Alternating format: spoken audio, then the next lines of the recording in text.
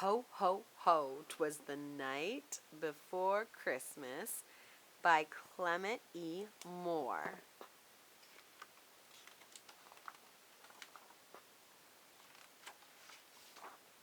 'Twas the night before Christmas, when all through the house not a creature was stirring, not even a mouse. The stockings were hung by the chimney with care, in hopes that St. Nicholas soon would be there. The children were nestled all snug in their beds, while visions of sugar plums danced in their heads. And Mamma, in her kerchief, and I in my cap, had just settled down for a long winter's nap, when out on the lawn there arose such a clatter, I sprang from my bed to see what was the matter. Away to the window I flew like a flash, tore open the shutters, and threw up the sash.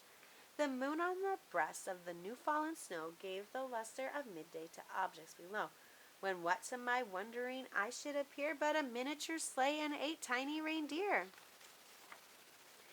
with a little old driver so lively and quick, I knew in a moment it must be St. Nick. More rapid than eagles his coursers they came, and he whistled and shouted and called them by name.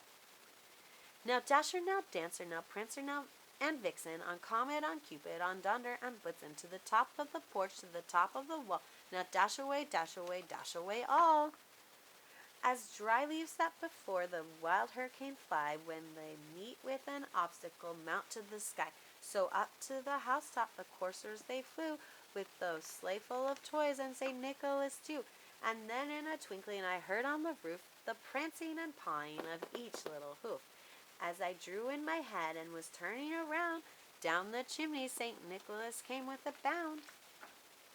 He was dressed all in fur from his head to his foot, and his clothes were all tarnished with ashes and soot. A bundle of toys he had flung on his back, and he looked like a peddler just opening his pack.